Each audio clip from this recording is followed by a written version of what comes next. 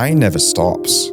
And it never goes. It just, you get better at handling it. And I feel like we run away from a lot of stress when we should, especially as men, we need to embrace more stress than actually running away from it. And what I talk about often and with everyone doing some mentoring for some people at the moment, it's like, some achieve great success in business, others unlock a deep spiritual connection to oneself and all life around them, but very few can achieve both. This man has been on a multi-decade journey unpacking and exploring the deepest questions about life and true fulfillment. And let's just say he may well have cracked the code. Our guest today is Brad McDonnell. You and David had this like flowy nature about yourself. Where do you think that's come from? I felt enough in myself that when I wasn't aligned in doing what I was doing, I was feeling maximum pain and it didn't feel good. Having the experience of seeing a lot of other people going really hard in business, but lacking that experience with God or nature, and I thought, I don't want to be like that. Whatever you put after I am, so I am a procrastinator, that's what you are and you will become. So if you change the I am preface to the post part of it, I'm diligent at the work that I need to get done. Interesting is the reprogramming, and that's what I find works for me now is like, just before we jump right into this episode, I need to take a minute to thank our sponsor of the podcast, Whoop, which is this thing that is on my wrist, and it's also the ultimate health and fitness tracker. It doesn't leave my wrist. The only time I take it off is when I'm changing the color of the band. This thing is the best companion when it comes to achieving your health and fitness goals. There's a couple of things that I love about the Whoop. One of the things is the sleep coach, because Whoop tracks my sleep and it gives me a score based on how well I've performed. And it also gives me so many other metrics, such as how much deep and REM sleep I got, how many times I woke up throughout the night. And I use all of these metrics to help improve my recovery, improve my sleep, so I can wake up feeling fresh to attack the next day's activities. I love this thing. And if you guys want to try out Whoop, you can go to the link in the description or the show notes below, or go to join.whoop.com/Chris, and you will get 1 month completely free, and they'll send you a band completely free. Once again, go to join.whoop.com/Chris, or hit the link in the show notes or the description below, and take your health and fitness to the next level with your best companion, Whoop. Let's get right into this episode. You guys enjoy. we're actually set up to fail when we're not set up properly. What do you mean? For example, today, like driving down here, it took me, almost an hour and 45 minutes to do an hour's drive. But it was like I left at 6 o'clock in the morning to get down here because I'll beat the traffic, and then sitting in traffic in the wet weather, just going, shit, like I'm losing all this time, like I'm losing all this creative stuff. So what, the mornings are creative for you typically, and so when you were caught driving for nearly 2 hours, you're like, fuck, I'm wasting time. Yeah. What did it make you realize?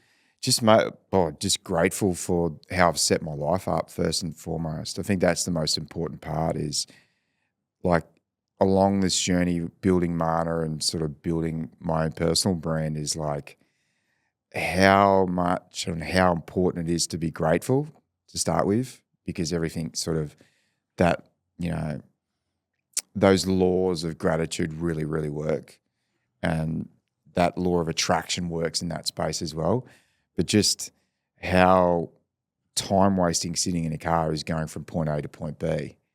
And I heard all those things before by super successful entrepreneurs saying, don't take meetings, if you can do everything online or on the phone, do that, or do walking meetings. And when you start experiencing it, when you've got a lot of things to do, and there's a lot of things to create, and it comes from that creation space instead of like a doing or a reactive space. And just how you set your life up is probably the most important thing. So from a creativity standpoint, do you think though, having a space at home, as you said just before, where you're working and it's kind of set up for success when it comes to work, I find when I don't have separate environments, I can lack creativity a bit. And maybe something like a drive would help with creativity, or leaving the house would help with being creative. But do you feel like having a routine and having a spot that's set up for work allows you to have more creative work? Or yeah, it's a good point. It's like I always go by like set and setting, right? Like I know every day that I get up and I work, I'm going to go to the coffee shop first, and I'm going to get that hit of the coffee, send a few familiar faces, get in the groove. And especially when we work with the US, like a lot of they're finishing their day and we're just starting it. So if there's anything urgent within the business from an operational sense or like a sales sense, we'll get onto it straight away. And then once that's all cleared, then the creative work starts. But yeah, I find it's almost like I've got this little cubicle by like 2 meters by 2 meters, and I know I'm just locked in, and it's almost like I know I'm in that space and I'm going to sit there, because I find with myself from a creative aspect, just sitting there and doing the work is the most important part for me. It's not about going out and finding creative spaces in nature and all that, because I guess the sabbatical that I had, I did that for like 4 or 5 years, and that's, I guess, is inside of me, and I just pull from those experiences and then sort of get into that state. It's almost like a state change, like what we just did before with breath work. It's if we can change that inner state, then we can sort of create from that, and that's a sort of a discipline I've sort of keep falling back on. It doesn't matter where I am, I've just got to remain disciplined and just in that.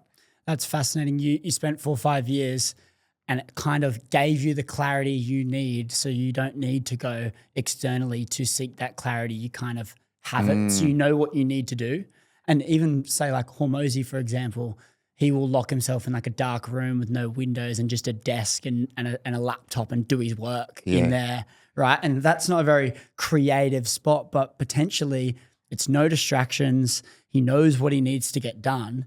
So ultimately, like, he's probably going to be way more productive because he's clear on what he has to do, and there's no distractions and there's nothing going around that's going to like get in his way of getting the work done.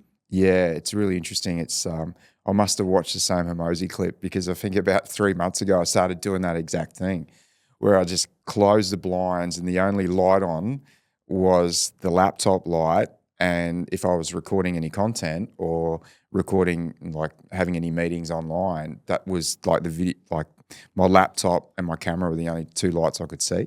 Yeah. So yeah, it's an interesting, because you create a portal into what you've got to do, and it's just in front of you, and it's like minimizing the distractions. Like that's the thing that I'm finding is like limiting the distractions.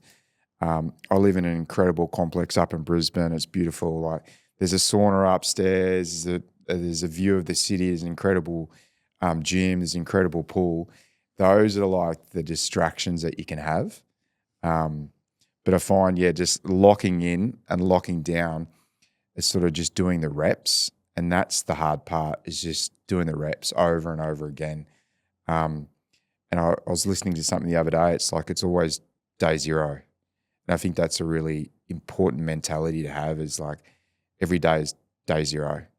And decreasing as much internal noise as possible and external noise as possible is really, really interesting. It's like when my partner's with me and I know she's at my place, that gets thrown out a little bit, but it's almost like, okay, I've got to have these chunks of time to do this thing and get really, really disciplined on that. So it's really, it's an interesting part of what works for me, not necessarily works for Dave as my business partner, where his place is all light, it's beautiful, whereas I just want to have it as dark and as less distractions as possible. It's quite funny. Yeah. But why, like when you say this day, it's day zero concept of like it's the start and having this mentality. Why? And I kind of want to challenge it, and I just want to hear your thoughts on it, because you're obviously quite a spiritual person. You've done a lot of adventuring, connecting with nature, and that's a massive value for you.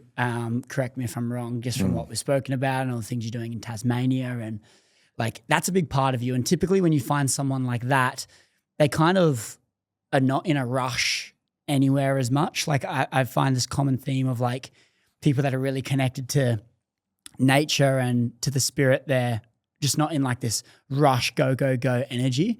But the way you're explaining it is kind of like, a Hormozy go energy where it's like, nah, it's day one, like let's go.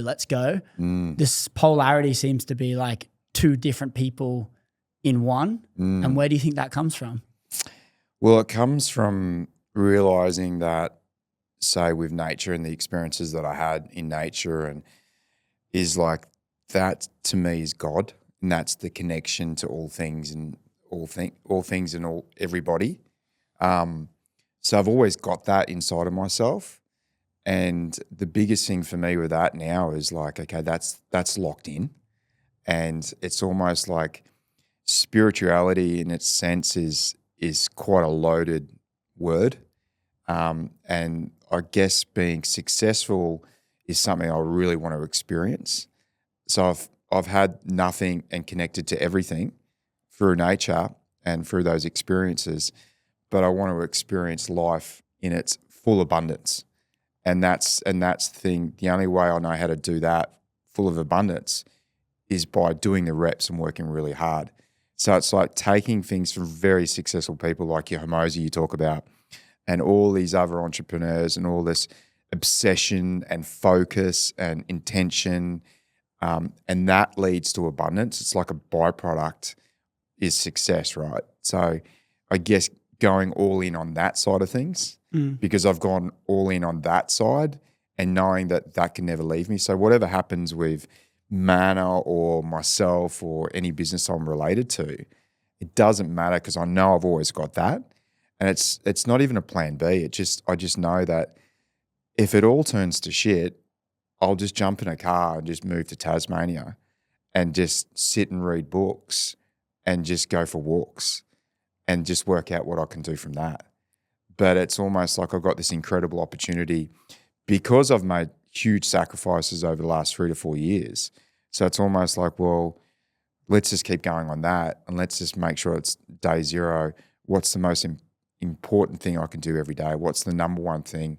What's my top priority to do every day? And it's like, I love Hormozy, and I love the opportunities that we get to see that information now. I didn't have that in my 20s. We didn't have access.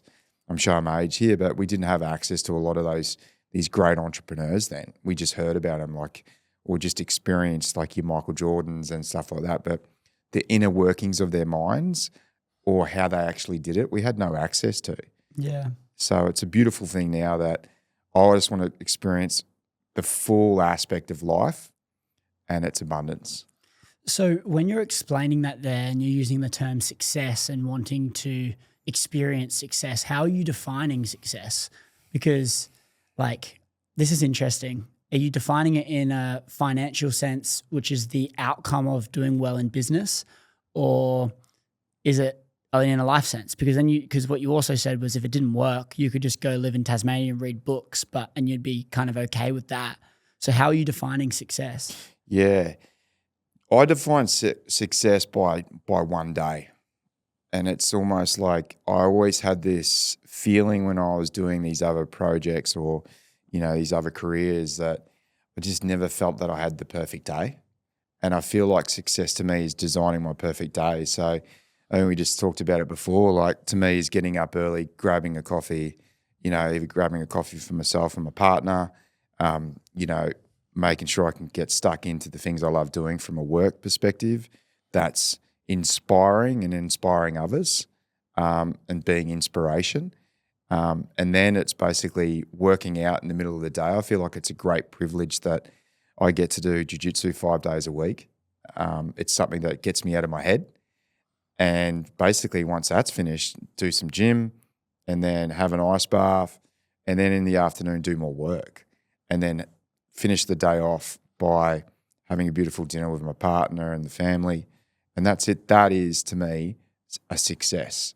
That's what a successful life looks like for me. And I feel like just doing the reps in that space, and that compounding and consolidating those efforts, it's like, and not giving up. Hormozy talks about it all the time, right? Just never give up, just outwork, and just never give up. And I think that's the simple process of doing that. It doesn't matter what you put your attention on. If you never give up and you just outwork it, it's staying on that one thing is the most important thing. But success is one perfect day for me. Yeah, an average Tuesday. Yeah. Like, what's your average Tuesday look like? You can look at how successful someone is when you see their average Tuesday. And what does that consist of? Because if you can do that on a Tuesday, the likelihood is you can probably do it on every day. And then that's like I think it comes down to the commitments that we hold to ourselves. We get to the end of the day and we've followed through on those things. Because if we don't, then we lack self-worth, I think. I think we lack the value we hold on ourselves because we've said we're going to do something and we didn't do it. And then we stack that on day by day by day. And then you get to the end of the week and you're like, every single day I didn't follow through on what I said I was going to do. And then that compounds week on week. And then you get to the end of the year and you're like, I'm a piece of shit. And so I think it all strips back down to the first day, which is day one, every day, and going, okay, this is what I want to do today. These are the things that are making me inspired. These are the things I don't want to do, but I'm going to do them anyway. And like all of this. And then you kind of get to the end of the day and you're like, fuck yeah. Like I gave today a red hot crack. Yeah. In a sense. Yeah, I look at things like in a system now massively. It's like, what are my inputs? What are the processes and what are the outputs? And it's almost like one perfect day is a perfect system. And it's almost like exactly what you're saying is if there's something wrong, if your outputs or your data at the end of the week is showing that I've still got 15 things that I need to do for that said project, and I said I want to do them and I haven't done them, there's a breakdown in my inputs and there's a breakdown of the system or the processes. So it's almost like, okay, reevaluating, okay, that didn't work because of why. And it's almost the thing that working hard has taught me over working for somebody else is the fact that self-belief is the number one byproduct of what I've done over the last 4 years. Is I always doubted myself, and I read all the self-help books and did all the Vipassanas and did all those sort of things, but it's not until you embark on a spiritual journey like starting a business that you actually realize I've got for me personally I've got such a low self-belief that I had to outwork it. And it's only recently that through like the results of that, working hard, making sacrifices, that self-belief has become a byproduct of it. And it's like that Psycho-Cybernetics. Yeah, that book it's all about looking at yourself in the mirror and actually believing and self-talking and actually believing that you actually can do it and you're good enough. Yeah, the subconscious, the stories you're telling yourself, and obviously Psycho-Cybernetics. Cybernetics is the way something works. Psycho, brain, X, Y, and Z. So how's the brain working? I want to talk about that a little bit, but just before we do that, you mentioned business is a spiritual journey just then. Yeah. And this is interesting again, because I think that's going to be a shock for people that aren't spiritual. What do you mean by that? Yeah, well, I feel like I've done a lot of deep diving into spiritual, like let's use the term spiritual things. And the what's tested me the most is creating your own business. And what I mean by that is it comes back to the relationship with that self-talk or that subconscious. All the things that you haven't believed or you do believe come up in business. The way that you communicate, the way that you action things. So all of those things come out and under pressure, and emotions, especially emotions when you've got things on the line or, it's a do or die situation, or if you make this decision, we could go under, or, if we don't make a decision, if we stall, inaction is the biggest killer, and the lack of speed is a big killer in business as well. So it's what you were just saying before. It's like I've got to the end of the week, I said I was going to do all these things, but I haven't. So those stories that were there in that spiritual journey for me and those applications in that spiritual space are the same things. It's not until you actually have something hard to push up against, and that's what a business is. It's showing you every day the things that you've got to do, and it shows you your belief systems and it shows your character. So I feel like when I say, building a business is such a spiritual act is because you have to be tested every day. And it's like, and you have to sacrifice. And I feel like that is like the spiritual journey is, and finding the line in where it's like that full responsibility, because the spiritual journey is one of self-responsibility and not only self-belief, but also self-reflection. So you're always reflecting and having that space to actually go within and going, okay, what's my relationship to this and what's the impact that I have on others as well? So maybe something that could be powerful is it's Monday morning, and you know what that means? It means that I just got my Papa Macros delivery for the week, and Papa Macros has been an absolute game changer for me, and let me tell you why. If you guys have been following along, you would know that I am doing a Hyrox competition this month, so with the increase in training load, I also need to increase the amount of food that I'm eating, but when you tie that in with all the other commitments I have, like running this show, I only have so many hours in a day, and Papa Macros has been a game changer for me because I'm getting these meals that I can rest easy knowing that they're nutritious, they're delicious, but extremely convenient as well. But let's have a look in this box and see what we have for dinner and lunch this week. Some of my favorites from this week is the chimichurri steak. We have the rump steak and jasmine rice, the salmon poke bowl. This one is amazing. The Cajun chicken. And the great thing about all of these meals is the portion sizes are like no other. It is so hard to find a meal prep company that actually gives you enough food to make you feel full. And Papa Macros definitely doesn't shy away from that. So if you want to take the cooking out of your hands and still remain to have nutritious, delicious, and convenient meals, then look no further than Papa Macros. I love these things, and I'm sure you will too. So hit the link in the description or the show notes below, or go to papamacros.com.au and use the code Chris Griffin at checkout, and you'll get 10% off your entire order. Once again, hit the link in the description or the show notes below, or go to papamacros.com.au and use the code Chris Griffin at checkout. Let's get right back to the show. Maybe something that could be powerful is we can get to some sort of idea on what spirit actually is, because like when you're referring to business being a spiritual journey, you started listing a lot of the challenges that you'll face in business, and then you're bringing it back to spirituality and kind of how that's what your spiritual journey is. Is it like, would I be right in saying that it's like the spirit, it's like testing the spirit when you go through these challenges, and the spirit's seeing how you respond, and it's your job to respond in a positive manner through self-reflection to then improve and grow your spirit? Or is it like a connection to a God, or what are you referencing when you're talking about spirit? Spirit, it's almost like work as worship, right? There's parts of the passage of the Bible that talks about work as a phase of worship. And when I'm talking about like the spiritual part of work, it's just a reflection of what's coming back.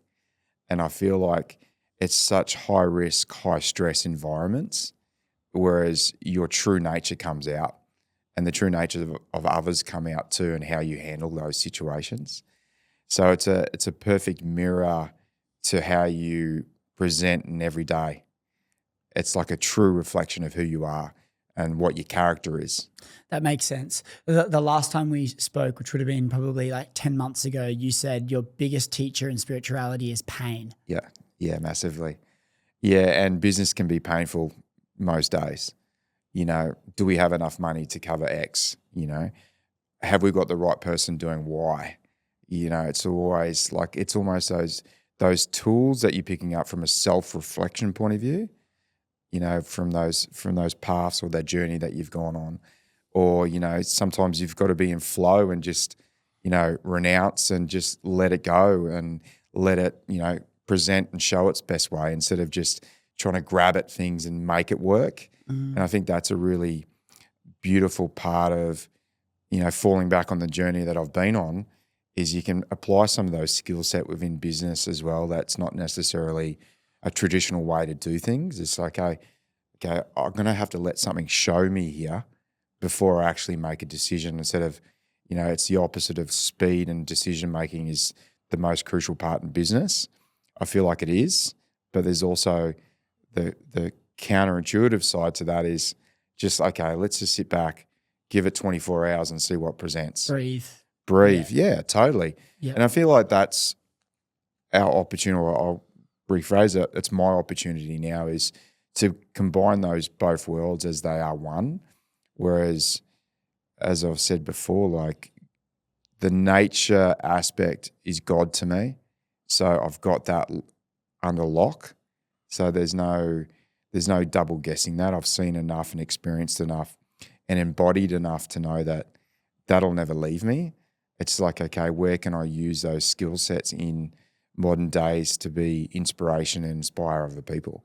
Yeah, it's quite a cool frame to be under. Having that there, you're saying it's in lock, it's there. It's like, and it's strong, and I believe it. It's quite cool. But then when you're tying it back into the pain that you have to go through in business, it's so interesting because you look at the difference between people that succeed and the people that don't are the ones that are willing to bear the pain and beat the pain in a sense. The ones that are willing to like beat the pain because the pain's inevitable.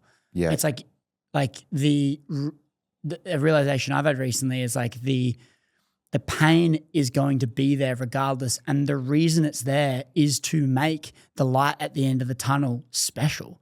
Because if there was no pain, everyone would embark on the journey. No one would quit. Everyone would achieve what's on the other side. Nothing would be valuable. Yep. So the pain is there to make the good great. And so when you realize that it's a cost to having great things or success, you can go through the pain and beat the pain easier. Yep. And then the also great thing on top of that is like when you beat the pain, you're not going to be, you're still going to face more pain, but you're going to be in more of a rare breed of people and a lot less competition because so many other people quit when you didn't. And so I think it's like this freeing thing where when we just recognize that the pain is inevitable, we're going to be faced with pain in business and in anything that is worthwhile. In a loving romantic relationship, there's going to be challenges. Even building a close friendship or going into business with your mates, there's going to be extreme challenges, but recognizing that being able to get through them is what makes the whole journey worthwhile. Yeah, it's interesting when you were talking about that. I just had this beautiful visual, not beautiful, a painful visual of like in this whole big like cylinder or this big tub, and you know there's a ceiling on the top of the tub, and that's where your reality is, and that's where like all your skill sets are. So that's your ceiling, and there's no way out, and everything's filling up, the water's filling up, and it's like to your chin, to your nose, to your top of your head. And then this, through that pain or through that hard work, you pierce through the top and then it opens up. And then it's like, okay, and then you see the ceiling rise up and that's your new ceiling and that's your new level. And I feel like that's in business, in life, and spirituality, or in any sort of religion or any experience. That's what the human experience is for me, is like, okay, and it's proven to me in business is like you go to this certain point and then you stop. And it's like, oh shit, it's starting to fill up, and your capacity changes. And then you go up and up and up and up. And it's almost like the pain never stops and it never goes. It just, you get better at handling it.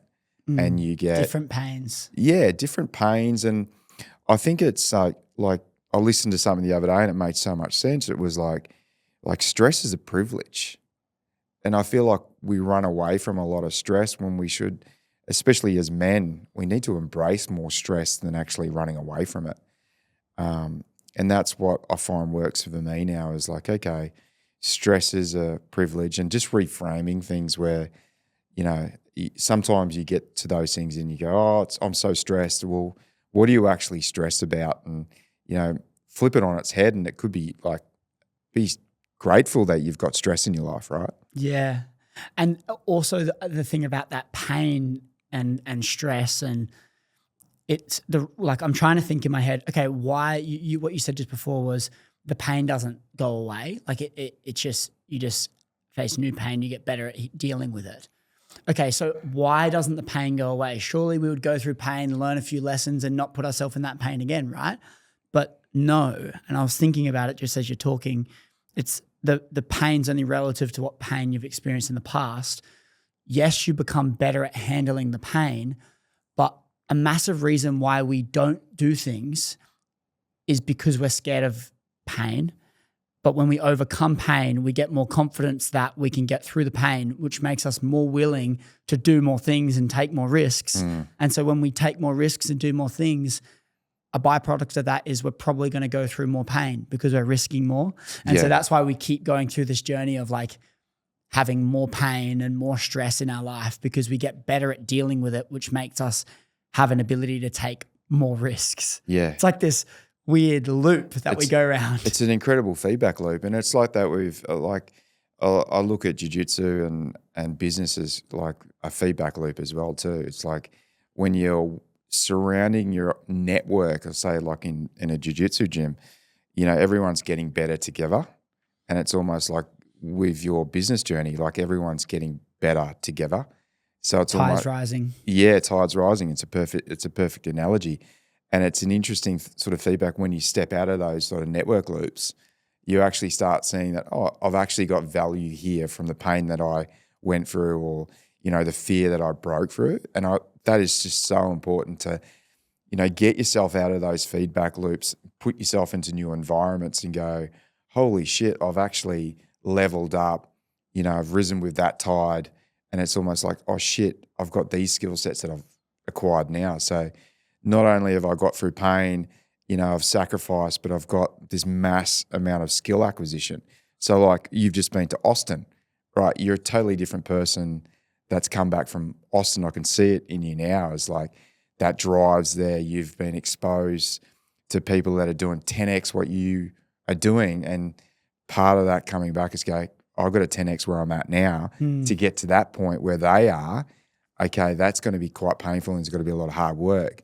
But there's so much value in it, and you're going to, by that byproduct, you're going to inspire other people, and you're going to, be inspiration to yourself. Yeah, I'm just thinking about this ceiling analogy thing that you just said before, where you're in this box or bubble, and the water's slowly rising, and you're kind of the pressure's increasing, and you're going through more pain, and you have to kind of like burst the ceiling. I would normally think of it as like a dark tunnel. And so I wouldn't have this ceiling. I just would have this belief that there's some light at the end. I can't see it yet, but I've got to keep taking these steps in the dark, hoping that I can eventually see some light and then make it to the light. Yeah. And that was how I would kind of compare this thing. And then you get to that. Or it's like you're climbing a mountain and you think you're trying to get to the top, and then you get to the top, and then all of a sudden you look up and there's another big one that you need to climb. But the one that you use is interesting, how you're saying that you're in this bubble or box and everything's rising, and you're like looking at, there's not much for you to be able to breathe, and you've got to be able to like burst through it. And then you've kind of got like another life that you've just been like given. Yeah. That you've got a bit more time now before you burst again, and then you've got to like burst through it and through it. Is that what you're meaning by that kind of analogy? Or? Yeah, totally. And the way that my mind works, it sort of works in systems. So it's sort of almost like I've got to keep things like a tunnel, or like really, really small, because I get so overwhelmed with so much stuff. And the way that I cope with it and my mechanisms of doing that is creating things in buckets and systems, and really logically putting things in that place. And it's a perfect summary of my analogy is like, I've got to work through to this level and it's probably all the video games I played when I was a young kid, right? You get this and you get an extra life, and then, oh shit, like it's not saying that, okay, the water on that level might go down and you might go down with it. But by hard work, it's gonna go back up. So it's like with your analogy, it's almost like, because that's been, I guess, that system way of thinking, it's like it's been my story, and my history is designed my brain to think like that. And my analogy probably won't work for someone like yourself or some of your listeners, but it will with some other people, because I think it directly relates or correlates to a lack of belief, a lack of self-worth.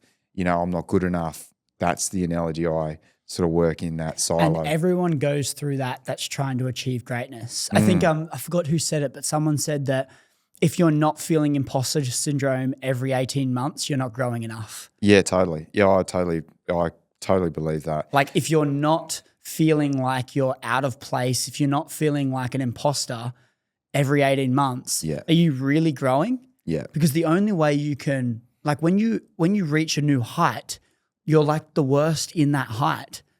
And you have to work to be able to get the best. You don't just skip heights and become the best at the top one. No, you're probably the worst in that league.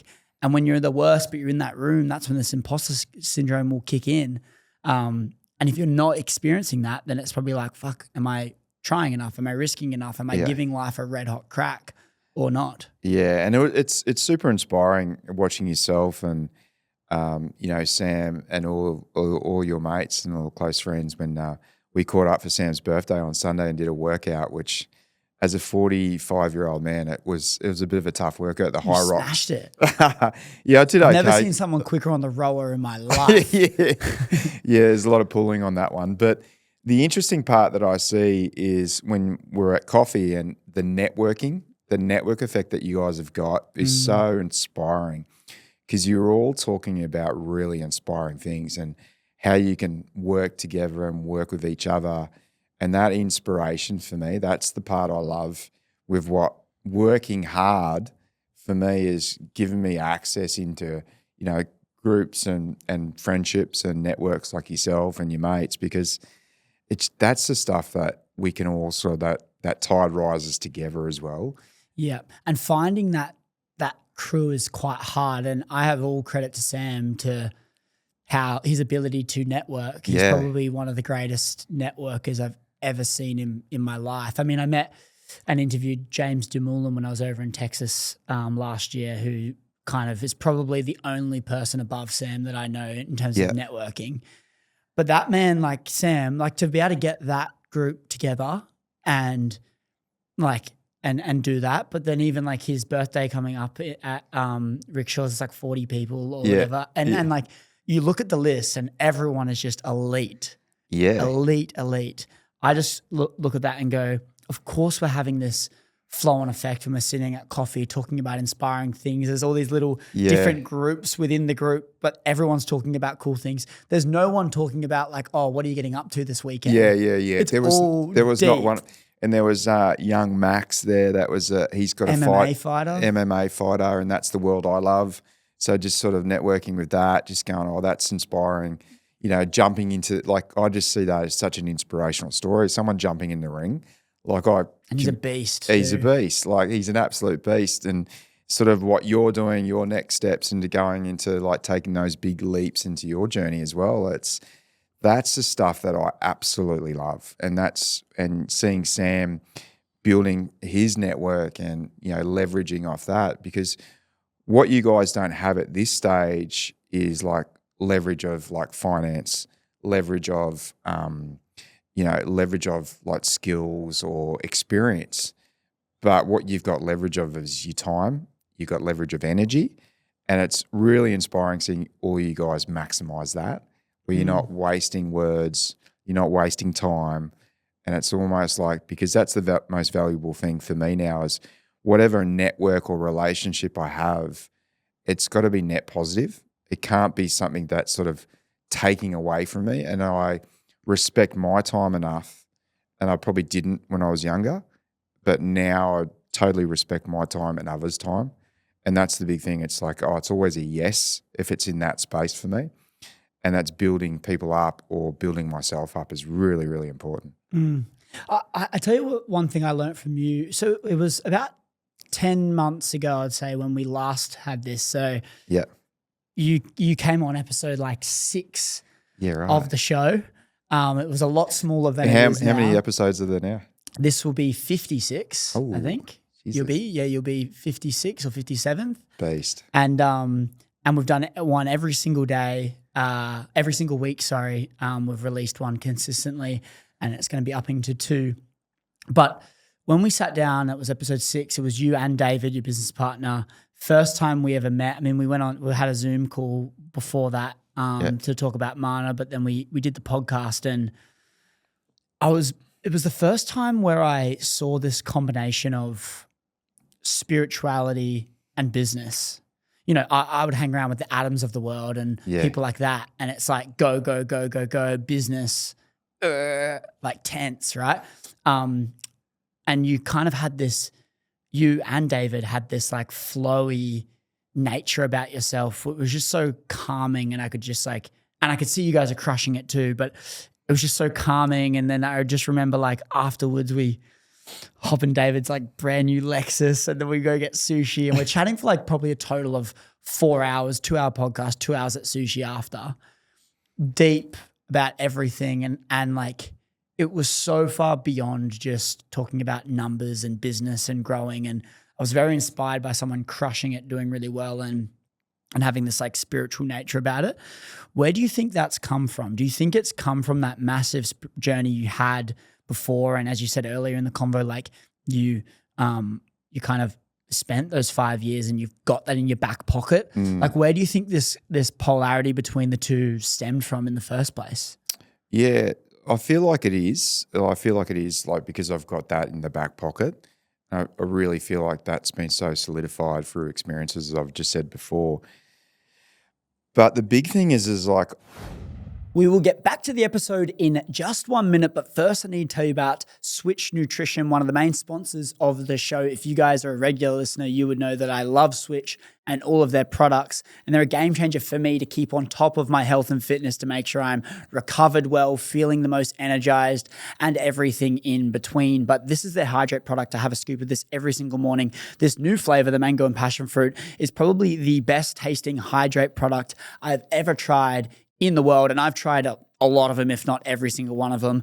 And then the sleep product is their designated sleep formula, which I take every single night before bed in some water so I can sleep like a baby, making me feel awake and energized every single morning. If you guys want to try out any of Switch Nutrition's products, you can go to the link in the description or the show notes below, or go to switchnutrition.com.au. And if you use code Chris Griffin, you'll get 15% off your entire order. Once again, go to the link in the description or the show notes below, or go to switchnutrition.com.au and use the code Chris Griffin for 15% off at checkout. Let's get right back to the episode. I felt enough in myself that when I wasn't aligned in doing what I was doing, I was feeling maximum pain.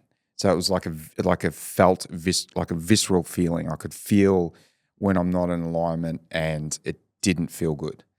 And just holding that candle with the spiritual, God is everything. And then having the experience of seeing a lot of other people going really hard in business, but lacking that experience with God or nature or spirit. And I thought, I don't want to be like that. And I'm willing to sacrifice that for being more connected with nature and God. So that's the foundation principle. And the way I look at it now is like, that's the foundation principle of how I act, and my nature is God first. And then, in servitude above that is probably the next thing. And that's the thing, combining business is servitude, right? You're serving audience and stuff like that. But just seeing the polar opposite of everyone out on that spiritual journey struggling for money, and then the people that are doing really, really well but not embodied or having any spiritual or spirit nature to themselves, is probably the other extreme. And I just wanted to sit in the middle. Like, what felt good for me and what resonates for me is sitting in the middle, whereas utilizing all the skills from the last 20, 30 years in working for other people, and then combining that spiritual journey, which is something which is a huge sacrifice at that time. I feel like that's the inspiration for me, is being right in the middle and being in alignment to those core values and core principles of myself. They're unwavering, because if, say, the business gets into a stage where it's not aligned to that, and it's going in a different direction that's based around ego and based around, just around dollars and money, I'm not going to do it. It's just a firm no for me. And getting really clear what's a yes and what's a no. And that's an energy thing that people can feel too, and that pays dividends. I just had this thought around, you're mentioning there's the people on one side which are very spiritual, haven't cracked the money code.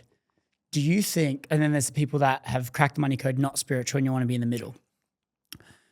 Do you think the people that are very spiritual, that haven't cracked money, are spiritual people that are victims? Because I was one of them, yeah, 100%. Because I just had a thought about it. And the reason I'm bringing this up is because they're spiritual, but the stories they tell themselves about their life, their subconscious and the way that they're viewing the world is the problem. It's a victim mentality as opposed to an abundance and ownership mentality. Yeah. And they're tying that connection with God and nature.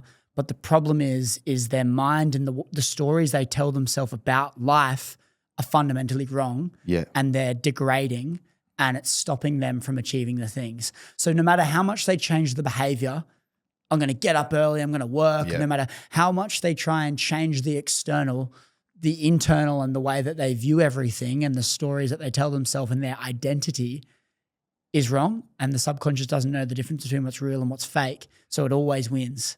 And maybe it's because they're spiritual, but deep down they're a victim. Do you think that's what it is? Yeah, totally. And I feel like the only thing I'll say to that is like, why wouldn't God want us all to be abundant? And the spiritual space is like $1 trillion industry, right? So and that's where it gets a little bit murky. And I've been deep in those waters before, whereas there's a lot of shadow aspect to a lot of the light side of spirituality as well. And there's a lot of people that are vulnerable. There's a lot of people that have been taken advantage of in those spaces under the guise of spirituality. And I've seen that massively. So my big thing is definitely limiting beliefs. So all the languages, you listen to the language in that space, limiting beliefs, lack of abundance. But I just keep coming back to like nature is abundant always. God would want it that way. So there's no reason to repeat the same things under the guise of spirituality. And I know of some people and that they tell the same stories each year. Oh, this year's going to be different. But to your point, they're not changing any of that subconscious. They think they are, but they're not, because the same thing keeps happening each year. It's a lack of money or a lack of self-worth, or I think it's just so repetitive. Yeah. And it shown me enough that if you're in alignment and that abundance and that gratitude comes from all of that spaces. Yeah. Jim Fortin, in my one-on-one coaching at the moment, he talks about your environment is a reflection of your identity. Yeah, wow.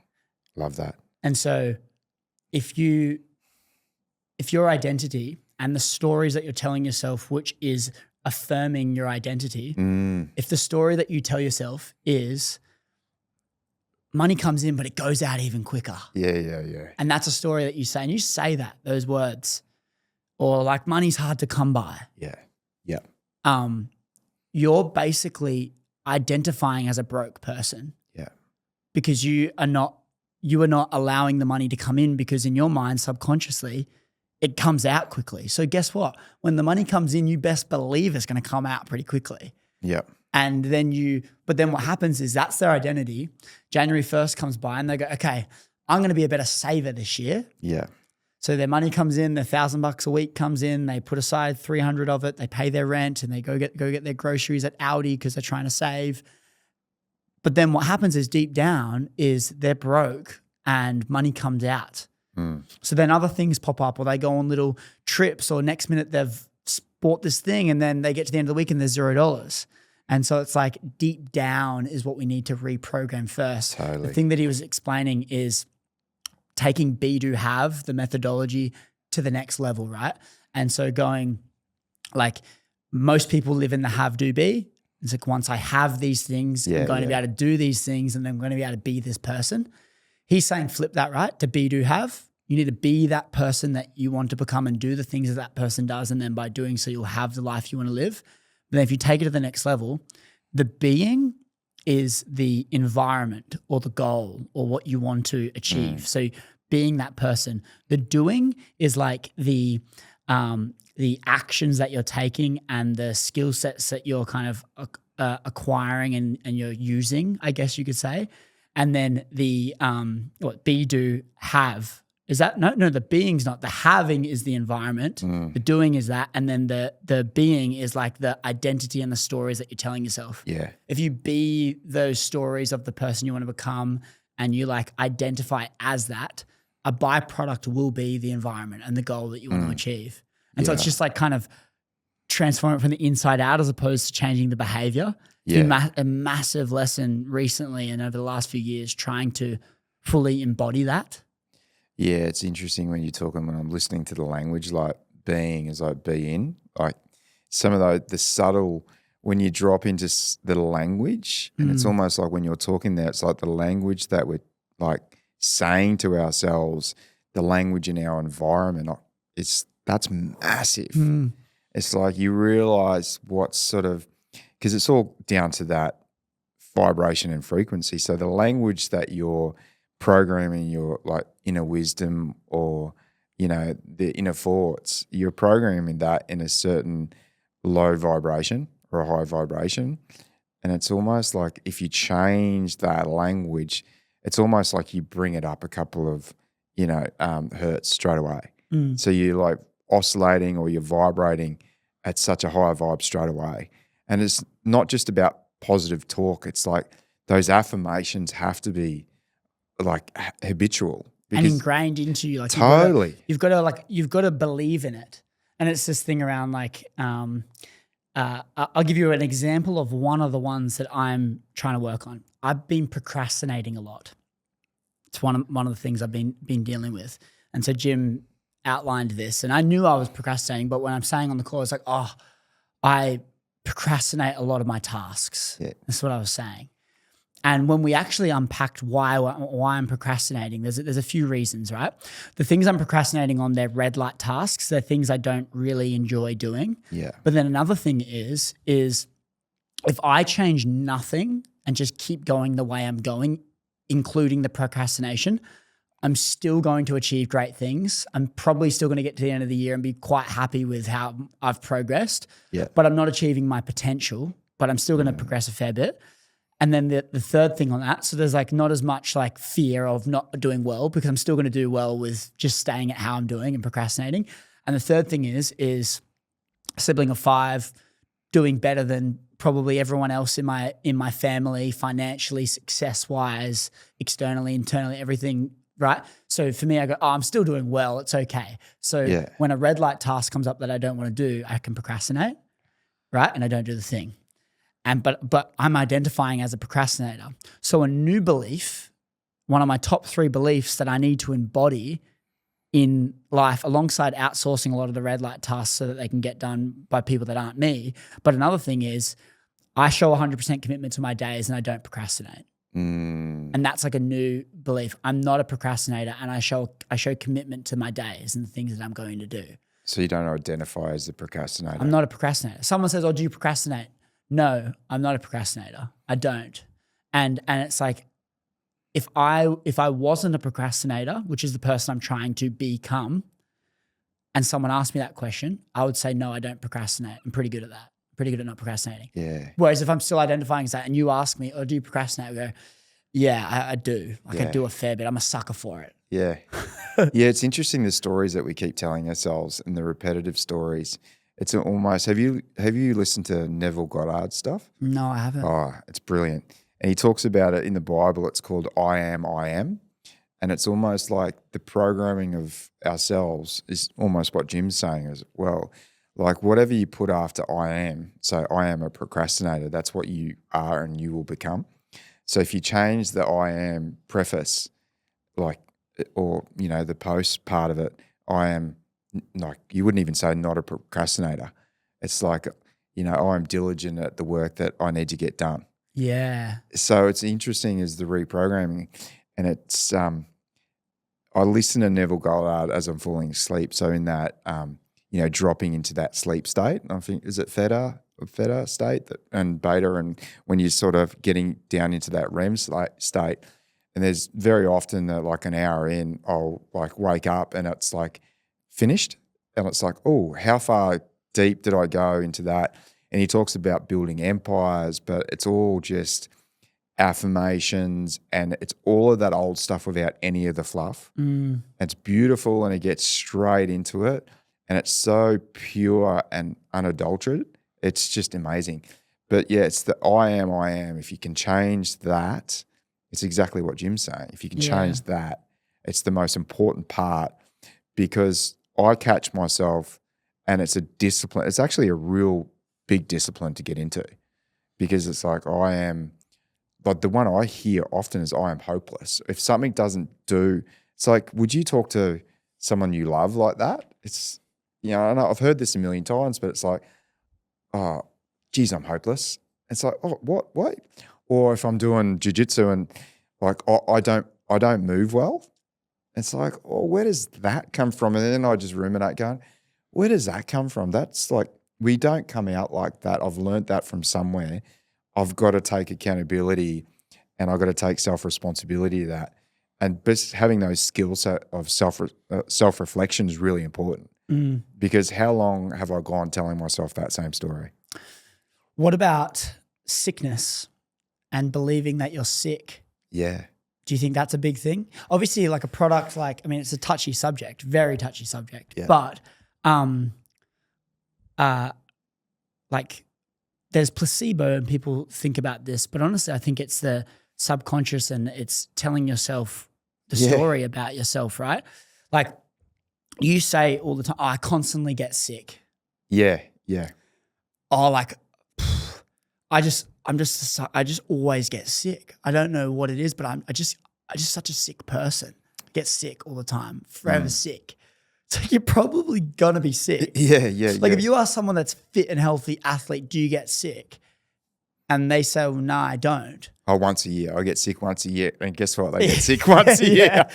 But I'm just thinking, because when we tie it into, say, like a product like Manna, and when you can embody taking a product, perhaps it also, yes, it's got its benefits about it, but when it comes to, if we're talking about spirit, and it comes to the spirit of yourself and your connection to whatever, right? Is taking something like this going to help reprogram your mind and your belief system in a sense, or whatever product, or no product at all, but whatever way you can reprogram the way that you actually view how you are as a person. And I think when you can review that and be that person, you'll probably start living, and your environment will reflect that. It's a fascinating thing, because Jim and I've seen so many other people talk about questioning and not believing what doctors are saying and stuff, because as soon as you embody what they're telling you, it will probably come to life. Yeah. And I think whether they're right or they're wrong, what value does it have believing it? Yeah. Because they could be right. Awesome. Yeah. But what's a better belief? Believing that they're wrong and you're actually all good, or believing that you're bad and the outcome's going to be the same, whether they say it or not. So we may as well believe the thing that's going to actually help us and benefit us in the future. Yeah. I just think it's a great lesson for whatever we're going through in life, not taking no as an answer, and kind of believing what you want to believe, and knowing that you can choose that. I feel like when you were talking there, I've read thousands of studies with Manna and with Shilajit and our ocean minerals. And, that number sits the placebo effect is spoken about often. And it's almost ranges between 16 and 20% on some tests, right? That's the magic number, 16% placebo. I've thought about it often as the placebo is just the intelligence of the body that you're talking about. So there's an inner knowing that if I know something or believe something, the intelligence behind, let's say, the system or the biology of the body then engages with that. So it's a higher power or a higher intelligence, let's call it, that then can sort of come online. And I feel like that's what we talk about often with Manna is if that comes back online, your body's turned back on. And then you've got access to all of the building blocks, all of those micronutrients that all the body has anyway. And it's just sort of turning the switch back on. So I feel like fascinating. Yeah, I feel like there's a inner biology or an inner system that's either off or on depending on the way that we speak to it. This is fascinating. Yeah. The placebo is signaling. The reason the placebo is a thing is because it actually is. Like, it's not the fact that the drug is the thing that fixes you. It's the placebo that it's going to work, which signals to your body that, oh, okay, no, I actually believe this. This is the body I need to encompass and believe and live. Yeah. So then all the things that maybe are going to help you that's stored come to life and start firing on all cylinders again. Totally. And that's the addiction. That's so fascinating. Well, it's the addiction to modern day to be like so addicted. We had religion, or we have religion, and that manifested into science. You know, let's prove that there's a God particle, right? And that's the obsession with the mind to actually prove that something exists.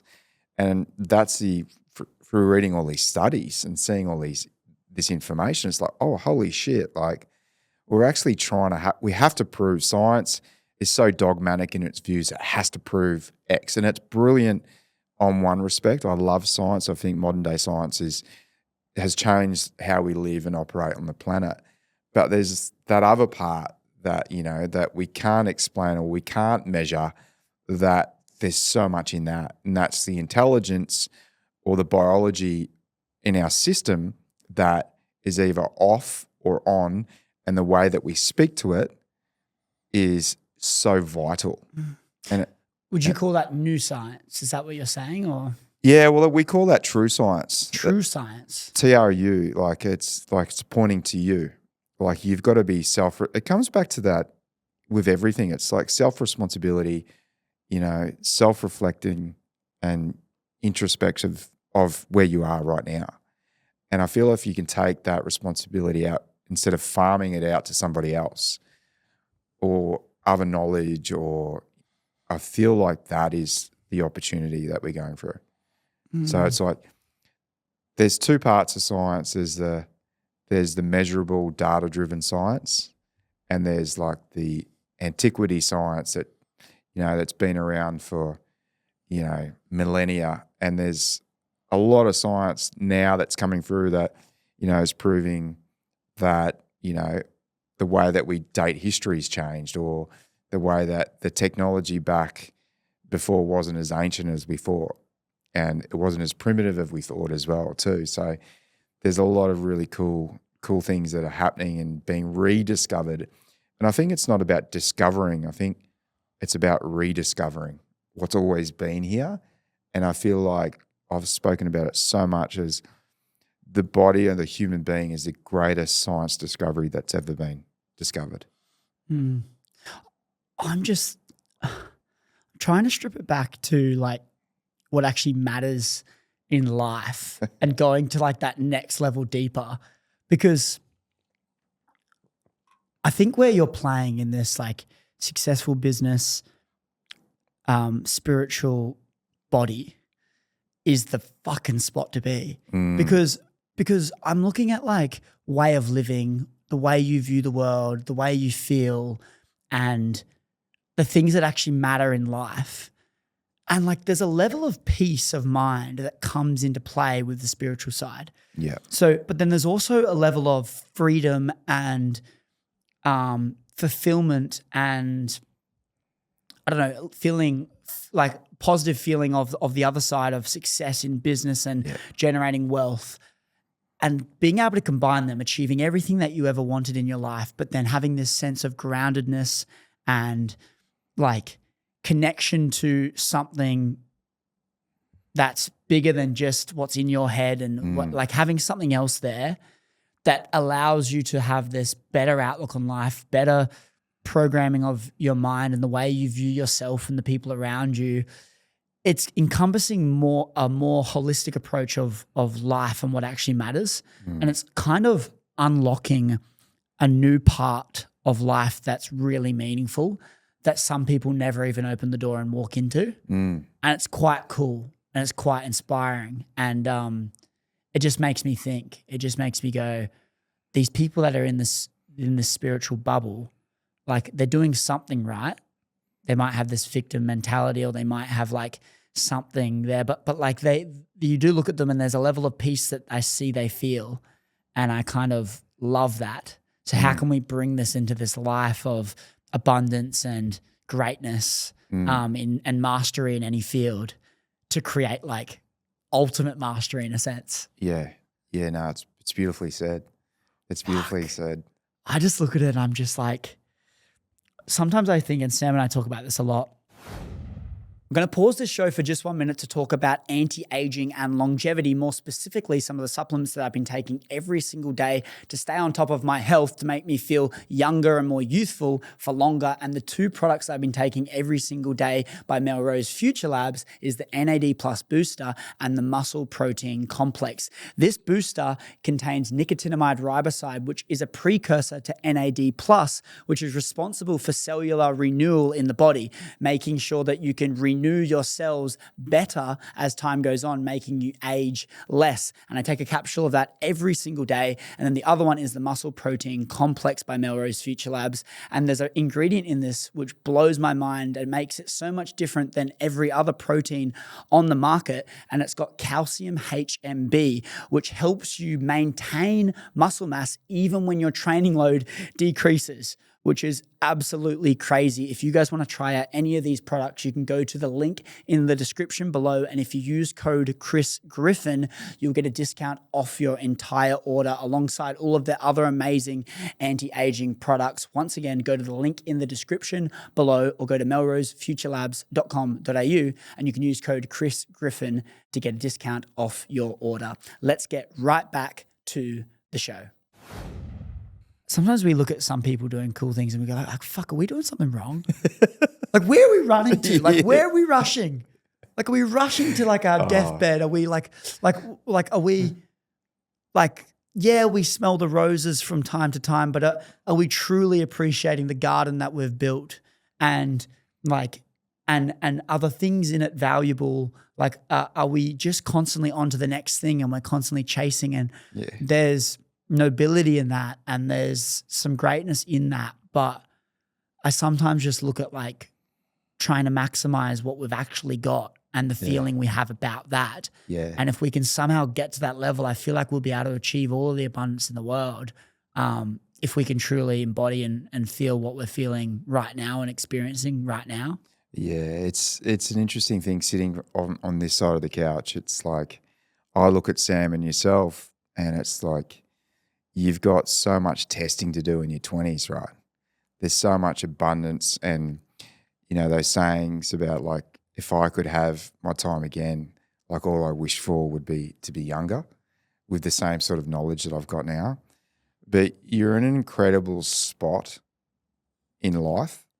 The world is just open for you, and it's a season. And what I talk about often and with everyone, you know, I'm doing some mentoring for some people at the moment. It's like you're in your season, I'm in my season, and they're not the same. And when I start to compare myself to other people, I go, well, that's not my season. You know, I look at people in their 50s and 60s, there's so much peace to what they feel. It's like in the 40s, there's so much chaos because you've got families, you've got businesses, your family's getting older, you know, responsibilities are maxed out. Whereas 20s is like, there's so much to discover. Like there's freedom, you know, there's feeling, there's all those heartbreaks, there's all those new romances, there's all those new startings, new beginnings. So just embrace seasons, and just I break things down to seasons now. Yeah, Sam and I have spoken about seasons a fair bit, like in kind of like in 10-year blocks or 15-year blocks of like, all right, from 20 to 35, we're building. 35 to 50, we're like, you know what I'm saying? You put on your story last night, a quote, and it said, 10 years from now, make sure you can say that you chose your life, you didn't settle for it. Yeah. What does that mean to you?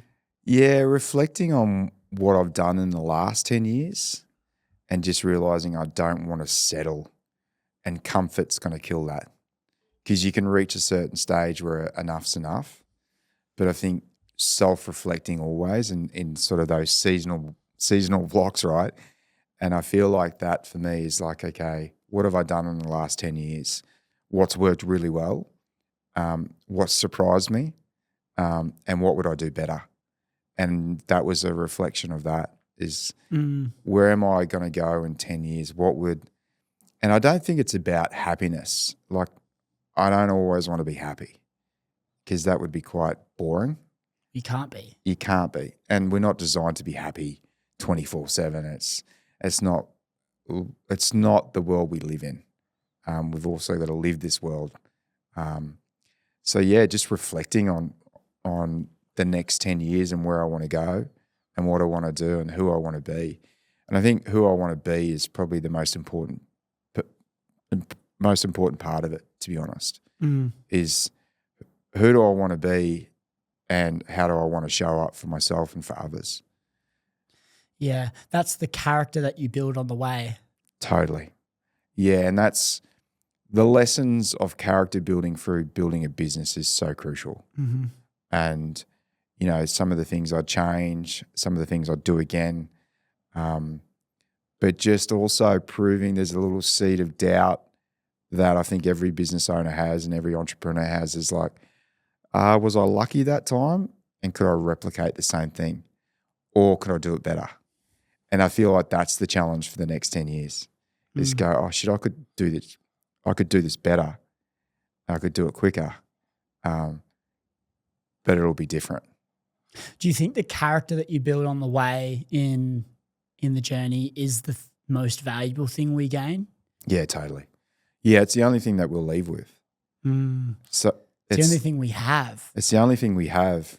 I think John Danaher, a jiu-jitsu coach, is sort of like reputation is built by others.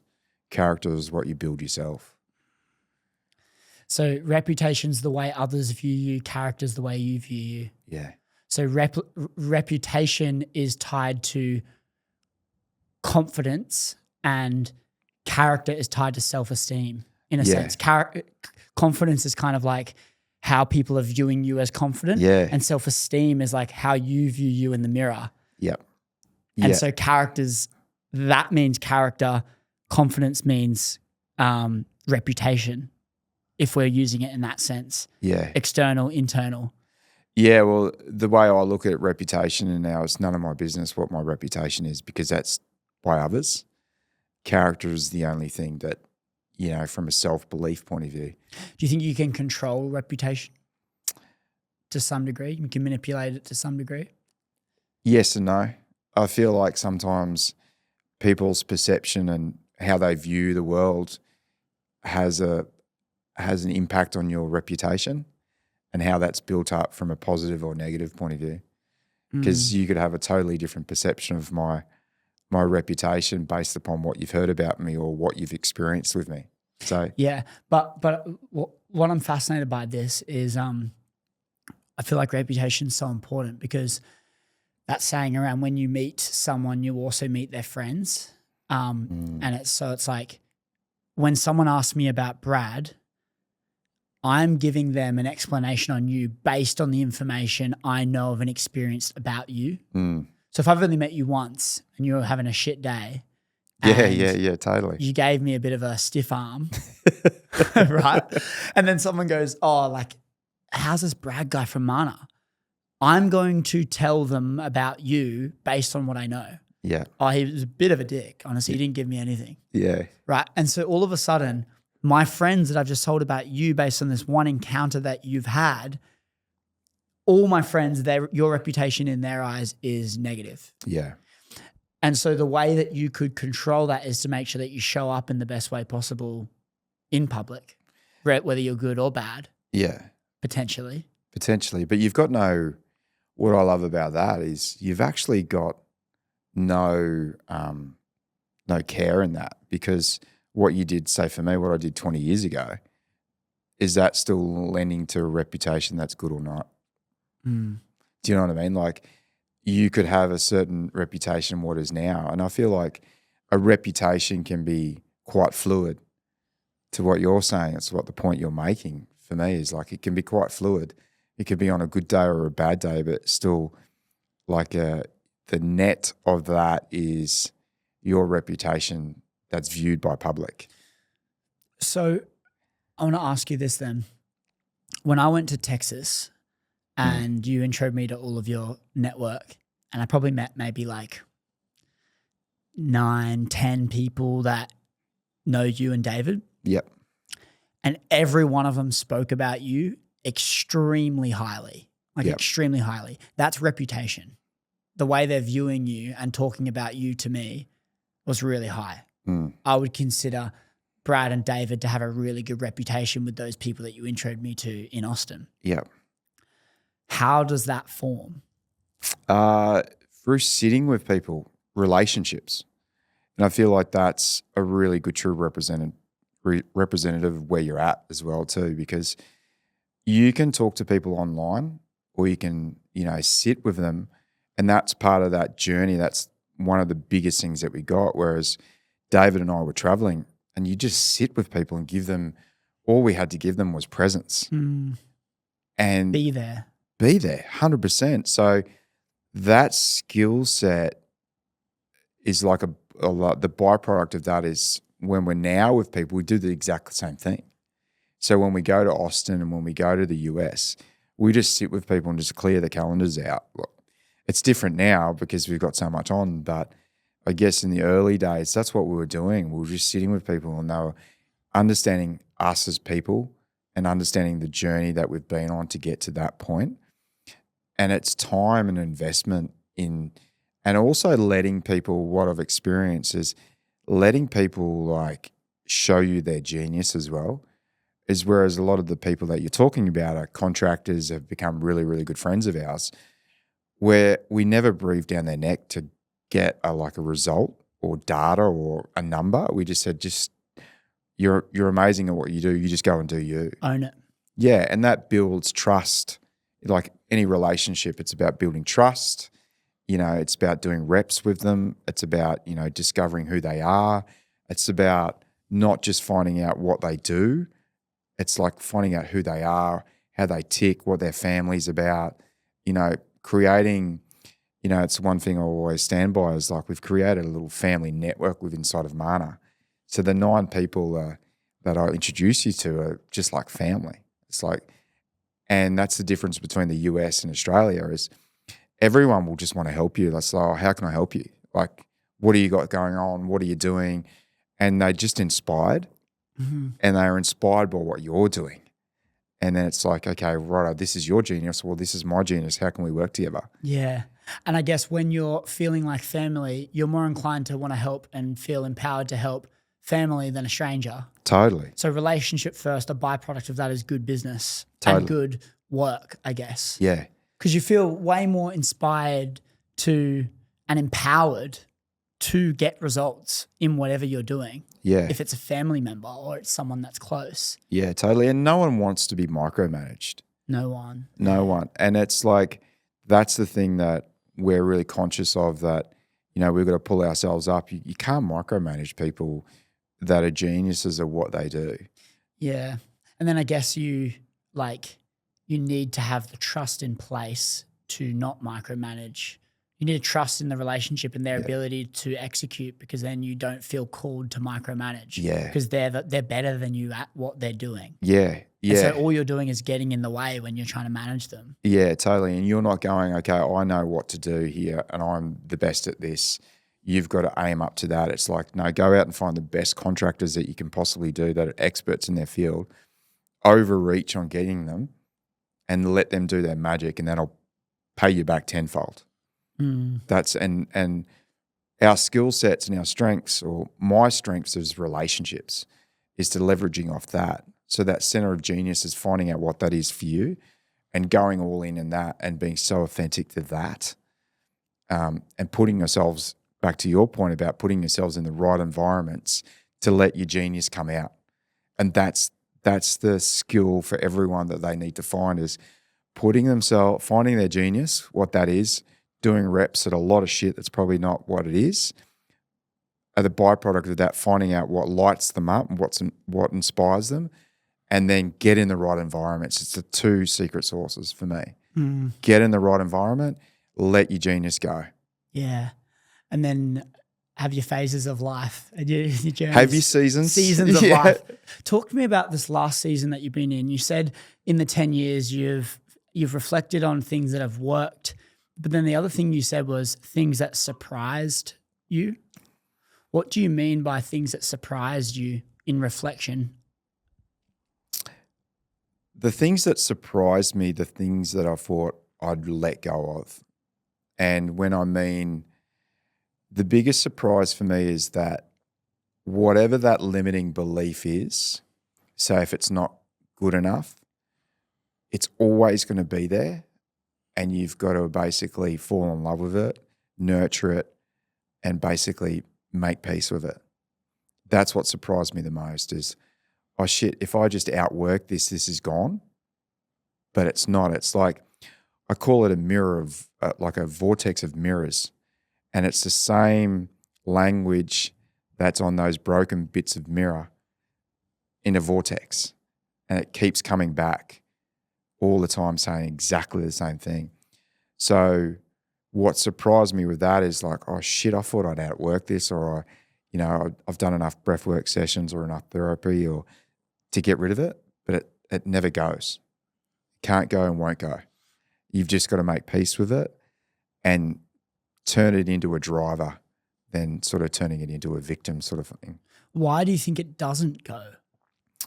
And is that another belief that might be limiting in itself, believing that it doesn't go? Like things like, or like how you said just then, as an example, you said, I'm not good enough. Do you think it just means because you're growing into new levels and you're still at the bottom of levels when you just break into them and you've got to kind of like... Yeah, totally. And so is that why the limiting beliefs and the doubts keep coming back in? They don't just disappear? Yeah, I don't think they're as noisy, but they're still there. And that's why I feel like acknowledging them and just not even making friends with them. It's just love them. It made me reflect when you said that. It's like, oh, do I keep telling myself that it doesn't go away, so it's not going to go away? So let's get back on a podcast in 12 months and see, right? Like, because I think that's a beautiful thing about, conversations and talking is you actually catch yourself telling the same story, but is it the story true? Yeah. And I think what also comes on top of that is this realization, as we said, that it's actually not about the goal, the business success. It's about the character that we build on the way, and removing ourselves from once we get here, we're going to feel pleased and happy. I got sent I was chatting with Kyle, who actually owns this studio. I was chatting to him yesterday on the phone. We had a long phone chat, and he sent me a thing on Instagram of AJ Brown, he's in the team who just won the NFL. Yeah. And he said, I thought my hard work would be justified by winning it all. It wasn't. And I think this is this reminder again of like, the goal isn't the thing. Quit the thought that thing is going to make you feel satisfied, happy, content. It's not. No. And so when we can come to peace with that, it doesn't mean we slow down from chasing the goal. It's just removing the expectation that goal is going to solve our problems. Yeah. And realize that it's actually the character and the person that we're building on the goal towards the goal, which makes the goal worthwhile. It's like, I forgot, what's that story of when, like The Alchemist, of when he's going and getting sent to the treasure, right? It's going, the lesson there is who he becomes on the way. Yeah. He faces a whole lot of challenges. He gets slammed on his face, but he doesn't get to the treasure and go, I wish I didn't do that. Because he's really proud of who he's become. Yeah. Not knowing what the treasure is and what you're going to get when you get there, and not having expectation of what that is, allows you to A, enjoy the journey a bit more, but B, be proud of this character that we're building on the way, because as we said just earlier, it's the only thing we've got. And it's the only thing we're left with. Yep. Is that character. Yeah. Yeah, it's almost that analogy. Your character will come into play when it's like your last breaths and who's standing around your bed. Mm. It's like, oh, that landed for me the other day. It's like, oh, that's a really good reminder. So, you know, the cars, the watches, the houses, all those things are really like they're goal centric. It's like, oh, let's remind ourselves that the character is the most important part of it.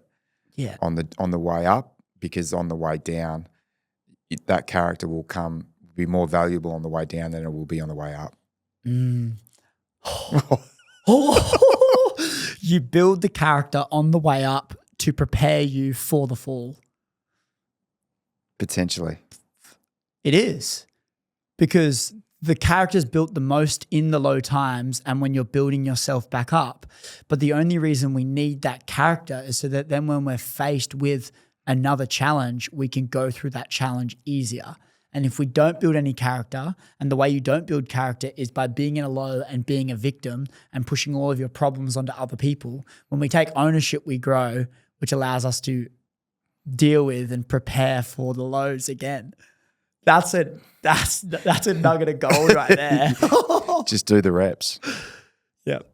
Simple. Wow. I think that's a wrap, bro. I think that's a wrap, man. Is there anything else you want to say before we wrap up, or anything exciting, any new products that are coming out, or anything you want people to check out? Yeah, we've got some new products coming this year, some immunity products. Beta-glucan's an incredible product. It's incredible for cardiovascular health, gut health, so it sort of cleans out the vessels. It's made of oats and reishi mushrooms, so that's a really cool one, and a vitamin C product that's coming out as well, elderberry. So it's a really high potent vitamin C product. So we're super excited about all that coming out. Well, that's all longevity stuff. And longevity, vitality, and it's all tapping in back into the intelligence behind the body, turning the whole, you know, the biocircuitry of the body back on as well too. So we're super excited about that, but we'll talk about that in another one. We'll come back in 10 months' time. The show will be 10 times bigger, and then we'll have 10x it. Another awesome conversation. But I'm going to leave all of Brad's details in the show notes in the description below. Everyone go and follow this man on Instagram, and check out Manna as well and try their products. It's really great. And if you've enjoyed this show, screenshot it and tag us on socials, Brad and I, so you can let us know that you've made it to the end, and also that you liked the show. And then, of course, leave us a 5-star review on Spotify or Apple or wherever you were listening to this, because it helps the show grow and it helps us keep getting amazing people just like Brad back on the show, so we can keep all on growing together. Yeah, perfect. Happy days. I'm going to sign up for this week. Thank you so much, Brad. Thank you. And I'll see you next week. See you guys. That was awesome, that last bit. You fucking nailed it. Yes, brother. That was great. Awesome.